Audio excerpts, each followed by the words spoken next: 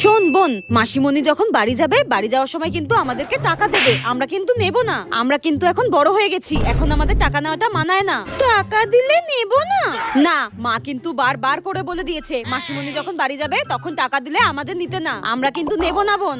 ও, মা বলে দিয়েছে টাকা দিলে নিতে না? তাহলে নিয়ে যদি মা তো দুমদুম করে মারবে। যাই কাপটা রেখে দিয়ে আসি। ঠিক আছে দিদি, মাসিমণি যদি টাকা দেয় তাহলে নেব না। হ্যাঁ, আমিও নেব না। তুই না নিলে আমিও নেব না।